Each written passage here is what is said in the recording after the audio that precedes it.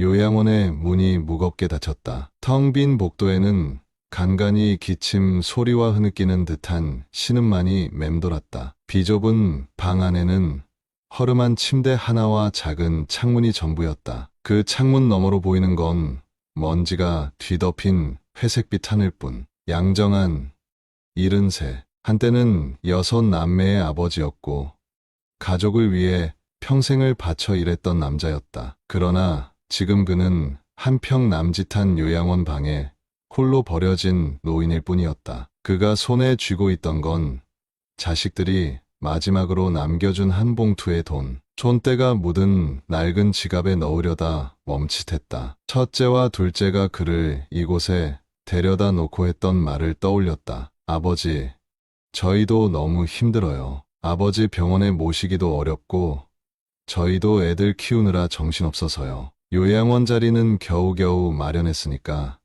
여기 계세요. 괜히 아프다고 계속 전화해서 마음 무겁게 하지 마시고요. 그 말이 가슴을 베어냈다. 사랑으로 키운 자식들이었다. 어릴 때는 한없이 작고 약한 존재들이었는데 그 작은 손을 잡고 하나라도 더 먹이려고, 하나라도 더 입히려고 그렇게 평생을 바쳐 키운 자식들이었다. 그런데 지금 그는 그들에게 짐이었다. 그들의 삶을 방해하는 불필요한 존재였다. 가만히 두 손을 내려다보았다. 주름이 깊게 패인 손등, 군데군데 거칠고 굳은 살이 박인 손바닥. 이 손으로 한평생을 살아냈다. 내가 이렇게까지 살아온 이유가 뭘까? 처음으로 살아온 날들이 허무하게 느껴졌다. 숨을 쉬고 있지만 이미 세상에서 버려진 기분이었다. 그는 천천히 눈을 감았다. 그리고 머릿속에서 지난 날을 하나씩 되짚어 보기 시작했다. 여보,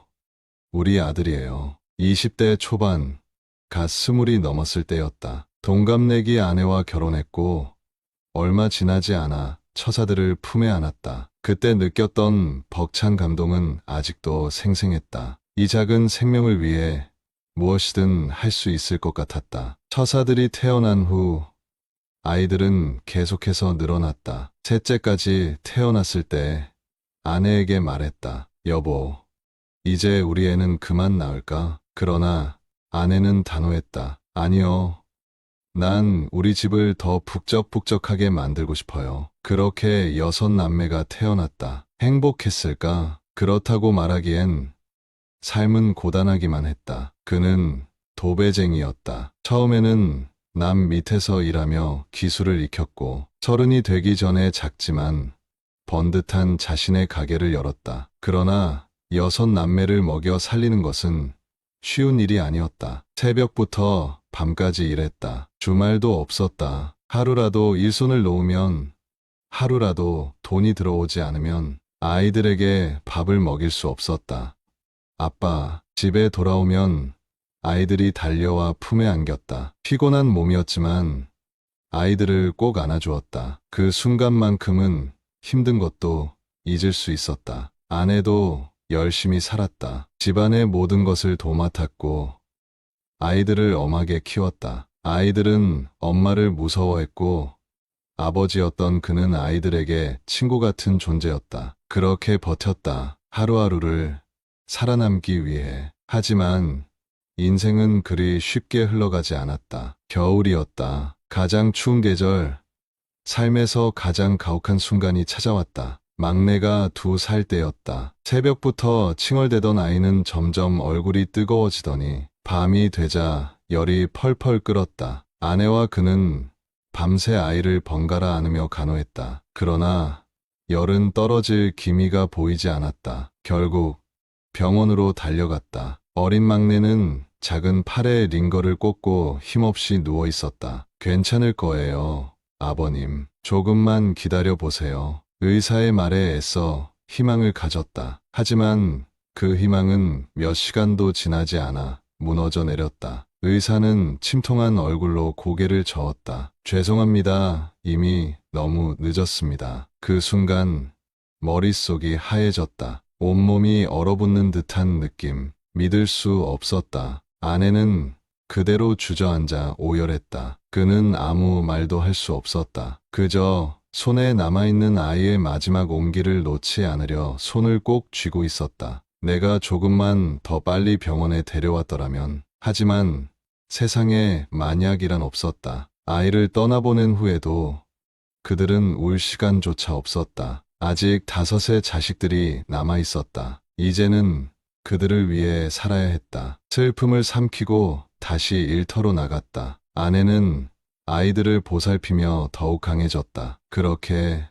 또 하루를 버텼다. 그렇게 삶은 계속되었다. 그러나 인생은 언제나 예상치 못한 방향으로 흘러갔다. 몇 년 후 또 다른 비극이 찾아왔다. 아내와 셋째가 교통사고로 세상을 떠났다. 그날 아침 아내는 평소처럼 말했다. 다녀올게요. 그게 마지막이었다. 그가 듣던 목소리, 그가 가장 사랑하던 사람이 다시는 돌아오지 않았다. 그때부터였다. 그의 삶은 조금씩 무너져 갔다. 하지만 그는 몰랐다. 그보다 더 깊은 절망이 찾아올 거라는 걸. 그리고 지금 그는 그 절망의 끝에서 홀로 남겨졌다. 아내와 셋째가 떠난 후 그는 삶의 의미를 잃어갔다. 일어나면 허전했고 밥을 먹어도 목구멍으로 잘 넘어가지 않았다. 일하러 나가야 한다는 생각조차 들지 않았다. 그런 그를 일으켜 세운 것은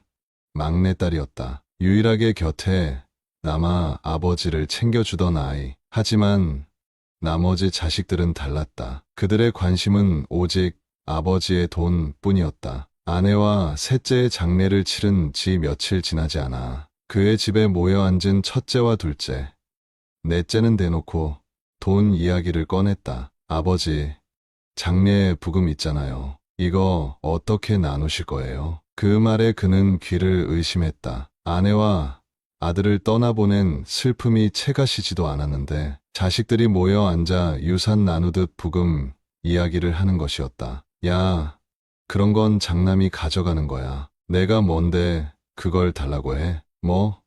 장남이면 다야?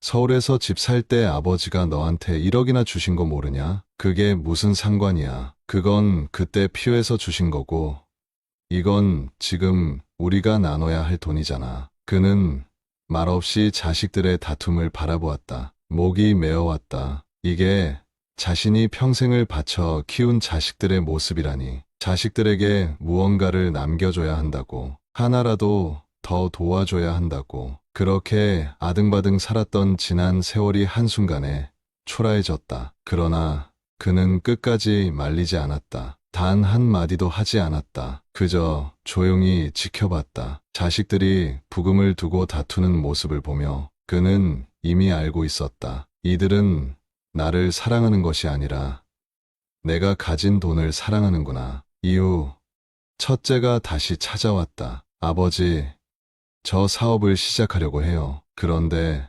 투자금이 좀 모자라서요. 아버지 돈 조금만 빌려주시면 안 될까요? 그는 이미 답을 알고 있었다. 빌려준다고 해도 절대 다시 돌아오지 않을 돈이라는 걸. 그러나 그는 묻지도 않았다. 아무 말 없이 지갑을 열어 5천만 원을 건넸다. 그의 머릿속에는 단 하나의 생각만 맴돌았다. 그래, 이게 마지막이다. 그러나 그것이 끝이 아니었다. 며칠 후 둘째가 찾아왔다. 아버지, 애들이 커서요. 이제 아파트로 이사를 가야 해요. 도와주시면 안 돼요. 첫째에게 준 5천만 원이 떠올랐다. 이미 큰돈을 빌려준 상태였지만 그는 또 다시 지갑을 열었다. 둘째에게 3천만 원을 건네며 그는 중얼거렸다. 그래, 이제 정말 끝이다. 그러나 그것도 착각이었다. 넷째가 찾아왔다. 그는 더 이상 놀랍지도 않았다. 아버지,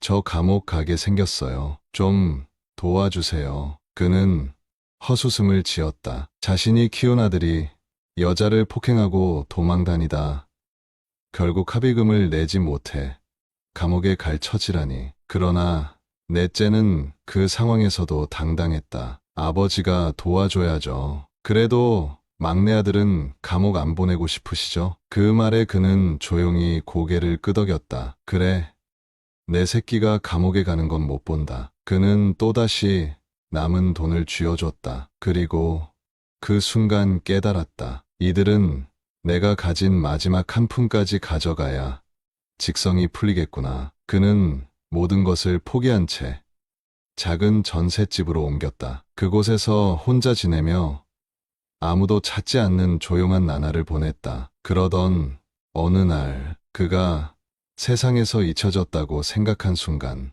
병실 문이 열리며 누군가가 찾아왔다. 휠체어에 앉아있는 한 남자, 막내 사위였다. 그는 순간 숨이 멎는 듯했다. 사위의 두 다리는 힘없이 늘어져 있었고 손에는 힘없는 미소가 서려 있었다. 장인어른, 오래 기다리셨죠? 그 순간 그는 그만 바닥에 주저앉고 말았다. 그의 유일한 희망이었던 막내딸이 떠난 후 그는 모든 인연을 끊고 싶었었다. 그러나 막내 사위는 그를 찾았다. 그는 울컥하며 사위의 손을 붙잡았다. 자네, 어쩌다가 이렇게 됐나? 사위는 담담하게 말했다. 고속도로에서 사고를 당했어요. 그 뒤로 하반신 마비가 됐죠. 그는 머리를 감싸 쥐었다. 이제야 깨달았다. 세상에서 유일하게 자신을 진심으로 걱정하는 사람이 누구인지. 막내딸을 떠나보내고 그는 모든 것을 닫아버렸다. 그러나 사위는 그를 잊지 않았다. 막내 사위는 강하게 말했다. 이제 장인어른, 저희 집에서 같이 삽시다. 그는 처음엔 거절했다. 그러나 사위는 단호했다. 아이들이 장인어른 보고 싶어 해요. 그때 어머니 병간호 해주시던 모습 아직도 기억하고 있어요. 그 말에 그는 결국 눈물을 흘리고 말았다. 그리고 사위의 집으로 들어갔다. 그곳에서 그는 손주들의 따뜻한 환대를 받았다. 할아버지, 진짜 우리랑 같이 사는 거예요. 그는 오랜만에 웃었다. 그래, 우리 같이 살자. 사위와 함께 요리를 하고 손주들과 놀이를 하며 그는 조금씩 살아갈 이유를 되찾았다. 이제는 돈이 아니라 마음으로 이어진 가족이 있었다. 자신을 버린 자식들은 더 이상 중요하지 않았다. 그는 막내 사위와 손주들을 위해 다시 살아가기로 했다. 그렇게 새로운 삶이 시작되었다. 세월이 흘렀다. 막내 사위와 함께 살면서 그는 서서히 삶의 의미를 되찾아갔다. 비록 몸은 예전 같지 않았지만 손주들과 함께하는 시간이 그의 삶을 다시 따뜻하게 만들었다. 그러나 그와 반대로 그를 버리고 떠난 자식들의 삶은 점점 무너져 가고 있었다. 어느 날 막내 사위가 조심스럽게 입을 열었다. 장인어른, 첫째 형님한테 전화가 왔습니다. 그는 순간 심장이 덜컥 내려앉았다. 첫째가 몇 년 동안 소식 한 번 없다가 이제 와서 무슨 일이란 말인가? 무슨 일이래? 사위는 깊은 한숨을 내쉬었다. 투자 사기를 당했다고 합니다. 가진 돈을 전부 날리고 지금은 집까지 압류당해서 길바닥에 나앉게 생겼다고. 그의 손이 떨렸다. 그는 그날을 떠올렸다. 첫째가 찾아와 돈을 빌려달라고 했던 날. 아버지, 이번 기회만 잘 잡으면 크게 성공할 수 있어요. 그때 그는 마지막이라는 마음으로 5천만 원을 쥐어줬었다. 그런데 결국 사기를 당했다. 그 돈은 어디로 갔단 말인가? 그러나 이건 시작에 불과했다. 둘째도 곧 이혼한다고 합니다. 그는 순간 말을 잃었다. 둘째는 언제나 자신의 욕심만 챙기던 아이였다. 첫째와 다툴 때도 언제나 자신의 몫이 더 많아야 한다며 소리를 질렀다. 그리고 그날 집을 나서기 전 마지막으로 했던 말. 아버지, 저희도 힘들어요. 제발 저희 인생에 짐을 지우지 마세요. 그런 둘째가 이제야 인생의 무게를 깨달은 걸까? 그는 조용히 창밖을 바라보았다. 그래, 결국 인생은 다 돌고 도는 법이지. 그러나 마지막으로 들려온 소식은 그를 더욱 참담하게 만들었다. 넷째는 교도소에 갔습니다.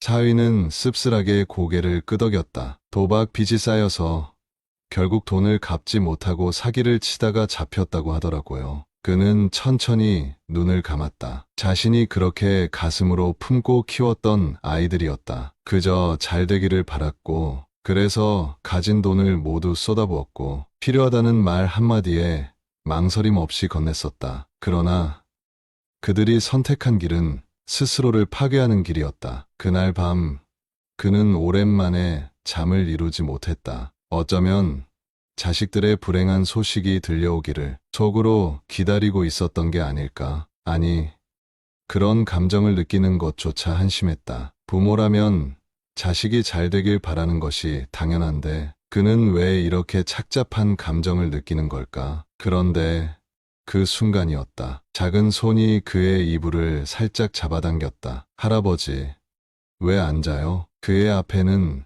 손녀가 서 있었다. 11살 된 손녀, 아빠를 닮아 항상 밝게 웃던 아이였다. 그는 문득 손녀를 바라보며 마음이 차분해졌다. 이 아이는 적어도 그의 진심을 알고 있었다. 할아버지는 내가 있어서 참 다행이야. 그는 손녀의 머리를 쓰다듬으며 작은 미소를 지었다. 그 순간 그는 깨달았다. 가족이란 피로 이어지는 것이 아니라 마음으로 이어지는 것이구나. 자신을 버리고 떠난 자식들은 아무리 그가 사랑을 쏟았어도 결국 욕심에 눈이 먼 사람들이었다. 그러나 막내의 사위와 손주들은 그가 아무것도 해주지 않았음에도 끝까지 그의 손을 놓지 않았다. 그가 남은 생을 살아갈 이유는 바로 이들이었다. 몇 개월 후 그는 막내 사위와 함께 시장에 갔다. 예전 같으면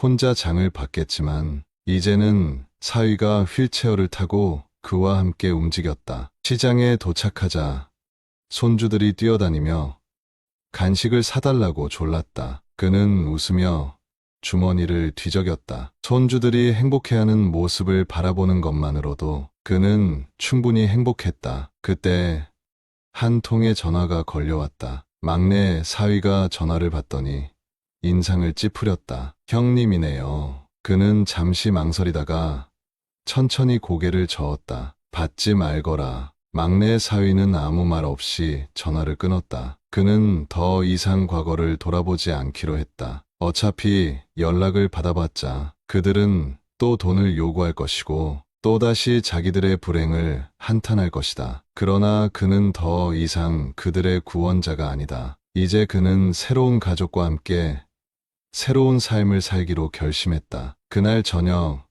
가족들은 둘러앉아 함께 저녁을 먹었다. 막내 사위는 평소처럼 휠체어를 타고 요리를 했고 손주들은 서로 떠들며 반찬을 집어 먹었다. 그리고 그는 그 장면을 바라보며 처음으로 진짜 집이라는 것을 느꼈다. 그는 문득 창밖을 바라보았다. 밤하늘에는 별이 빛나고 있었다. 마치 그의 남은 삶을 따뜻하게 비춰주는 듯 했다. 그래, 나는 이렇게 살아갈 거야. 돈이 아닌, 이기심이 아닌, 오직 마음으로 맺어진 가족들과 함께. 그는 남은 밥을 한 숟갈 더 떠올렸다. 오랜만에 밥맛이 참 달았다.